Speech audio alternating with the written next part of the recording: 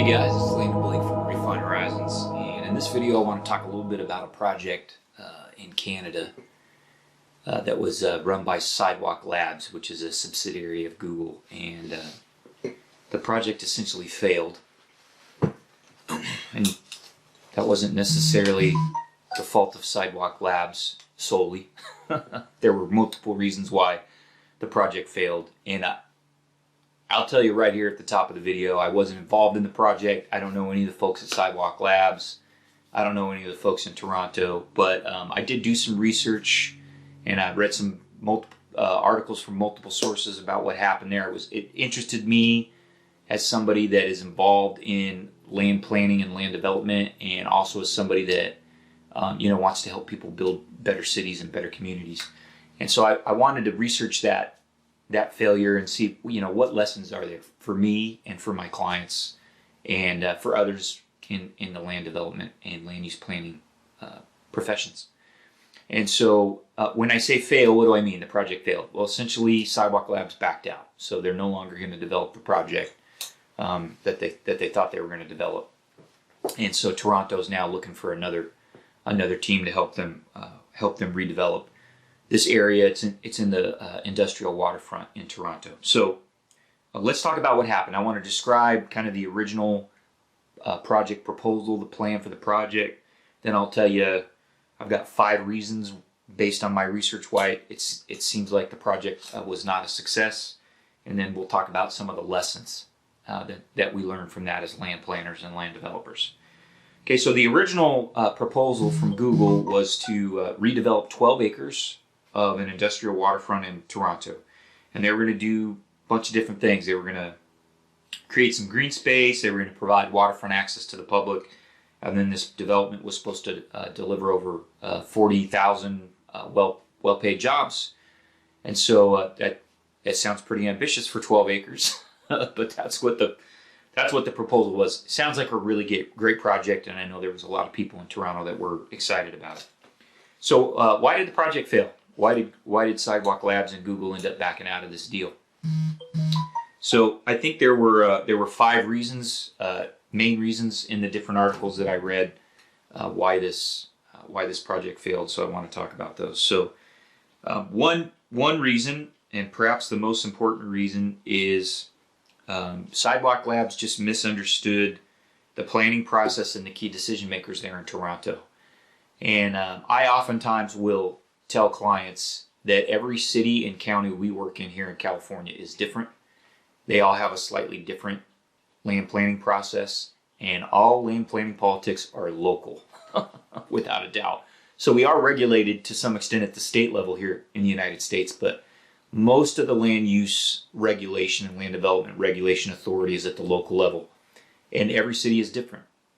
And so one of the things I tell clients is, I've been helping people develop land in California for almost 20 years, and each city's different. And at the beginning of a project, I can go in and I can try and get a handle on what kind of obstacles a client might have to implement and execute a land development project, but I can't make guarantees or promises because the process is inherently political and uncertain, and every jurisdiction is a little bit different and a little bit unique. Not only that, but cities and counties can change the rules partway through the game, oftentimes. And so that seems to be one of the things that got Sidewalk Labs in trouble in Toronto. They were based in the United States. They didn't really understand how the game was played in Canada. Seems like the second reason the project failed was that the government agency there that was supervising the redevelopment of the waterfront, just their RFP for the project wasn't realistic. They were asking for the project to achieve too much. So they wanted it to achieve affordable housing and economic development, provide good jobs, provide green space, pioneer new green construction methods, and the problem with asking a project like that to do so much is it makes it hard for the project at the end of the day to be profitable. Those are all laudable goals, and there's nothing wrong with those goals, but you got to remember each goal you put on a project like that is also a burden. And at some point, I think the burdens just got too heavy, and Sidewalk Labs realized that they weren't going to have a profitable project, even with some of the tax breaks and other incentives they were getting. So that's a good lesson for economic development folks around the United States and Canada, and it's also a good lesson for people that help private developers design communities. You need to be careful how much water you ask your project to carry, because you can kill a project by asking it to do too much. So there's something to be said for simplicity and focus. That doesn't mean there's anything wrong with beautiful design or admirable goals for a land development project, but you have to balance profitability against those other kind of community benefits that a project is going to bring. And that's a real problem I see in California. Is oftentimes we expect private development projects to provide so much public benefit that they become unprofitable, and we end up with no public benefit instead of some public benefit, because we kill our projects with all those requirements. The third reason is that for whatever reason the project messaging wasn't handled properly, and so there was a lot of hostility there in the local community about privacy concerns. This is Google, a company that doesn't have a great reputation when it comes to privacy. This was going to be kind of a smart city development. There's going to be a lot of sensors and a lot of data tracking. So there were questions about that. There was questions about corporate welfare. There was some tax incentives and some other things that were going into the deal, and people were like, why are we doing this for Google? They're a multi-billion-dollar company. There was concerns that there was some backroom handshakes made, that the planning process wasn't transparent, and that maybe Google and Sidewalk Labs got some deals that weren't made available to other competitors that might have wanted to build a project there on the waterfront. So that was an issue. The fourth thing is it seems like ultimately the price that was being asked by the government agency for the land may have been too high for what Sidewalk Labs was trying to accomplish. This land without a doubt was very valuable land in an urban center on a waterfront, and so maybe not a good fit for what Sidewalk Labs needed. So Sidewalk Labs could have built their proposed project in a lot of different places where land costs were lower, and so that may be part of the reason why the math didn't pencil on this.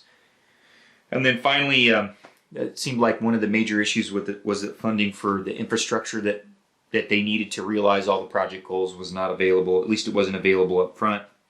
And one of the things that struck me as somebody with some experience in land development is if you're trying to finance a large amount of infrastructure on a 12-acre parcel development, you better be putting on some tall buildings. You need a certain amount of density to support, density and scale to support large infrastructure costs. And 12 acres strikes me as a fairly small parcel to carry the burden of a very large infrastructure investment. And so it may have been that the development areas was just too small to support the kind of high-tech infrastructure that the project needed. Then finally, this is the sixth thing. A lot of people in Toronto felt like the RFP process and the way the project was set up didn't allow smaller organizations to participate. So this was kind of one big corporate player coming in to do the project. They weren't local. And that creates some issues. I know when we had our high-speed rail project here in California, a lot of people were upset that it seemed like the bulk of the work went to a foreign construction conglomerate, and a lot of the local firms who are paying the taxes that fund that infrastructure weren't given a seat at the table, and that can cause some people to have a really bad taste in their mouth. So it's possible that something similar happened in Toronto. May have been smarter for Google to maybe take on a smaller role, Sidewalk Labs to take on a smaller role with a local partner as a teammate. I don't know all the details there, but it seems like that was one of the things that caused problems. So what are the lessons for us as land developers and land planners and economic development professionals? What are some of the things we can learn from this pretty public major failure of a company like Sidewalk Labs? Number one, you're going to be in the land development business, you better know something about the local politics. I think that's a key takeaway.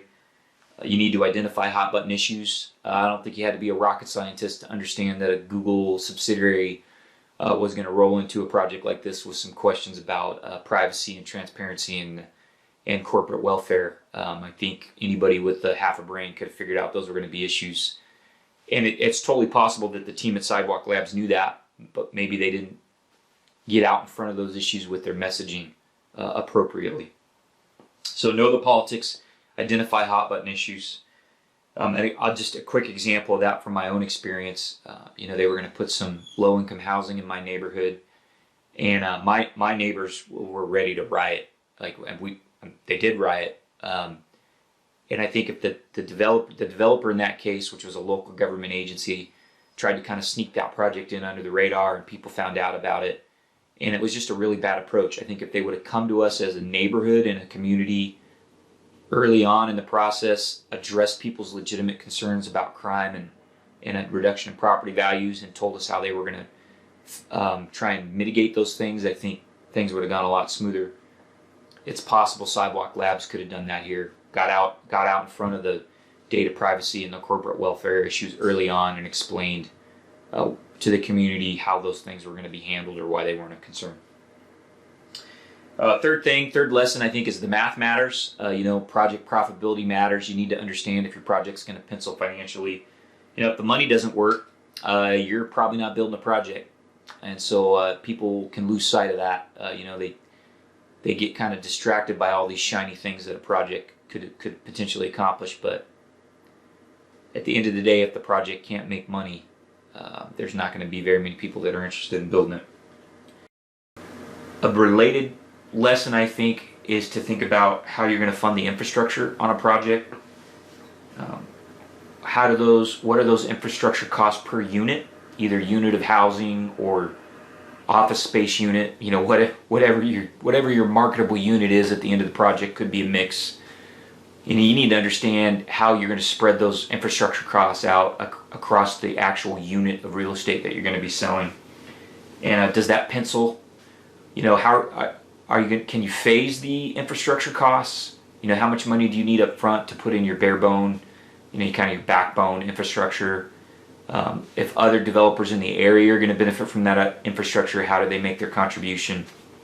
It seems like, maybe some of those things were missed in the planning for this project in Toronto.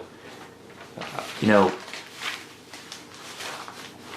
you have the scale, either in density or size, to make the infrastructure costs work? Like I said, 12 acres, pretty small parcel to support significant infrastructure investment. And this project had more expensive infrastructure than your normal project, just because some of the smart city technology stuff they were trying to do. And then finally, the other lesson is, if you've got a land development project being headed by a private party, especially, is it getting a tax break or a subsidy? If so, how much and why? Is that subsidy justified? You need to be able to make a case to the taxpayer and to the members of that local community that subsidy or tax break is justified. And if it is justified, you got to make sure that you had a pretty transparent, competitive process to select the development team for that project. As soon as you put taxpayer money in a project like that, people are going to get very upset if they feel like a backroom deal has been had. If a secret handshake landed a company a sweetheart deal, especially if it's a big, well-known company like a Google or even a large, well-known land developer. So I'm not saying it's never appropriate to provide public financing for a land development project. I think you got to be very careful when you do that, and it makes the political considerations much more important. I'm a big fan of free markets. I think most land development projects should pencil without a government subsidy. But if you're going to provide that government subsidy, you better have a good reason, and you better be able to articulate that and explain it. So anyways, I was bummed that the project in Toronto didn't work out. I think, it seems like there's some smart folks at Sidewalk Labs with some good ideas. I applaud the government agency there in charge of the redevelopment at the waterfront in Toronto for thinking, trying to think innovatively outside of the box and taking some risks. And I hope this doesn't totally kill the appetite for risk taking in Toronto on the land development scene. And I hope that everybody can learn from this failure, and we can use the lessons to design and build better projects. So at the end of the video, I just want to give some credit where credit's due. So some of the research that I did came from an article in Forbes magazine, in Curbed magazine, from the Failed Architecture website, and then from the RCCAO podcast. That's a construction organization in Toronto that put on a podcast about the project on the waterfront. So want to give credit. That's where most of my information came from. And I hope you guys enjoyed this video and that it was a benefit. So thanks for watching.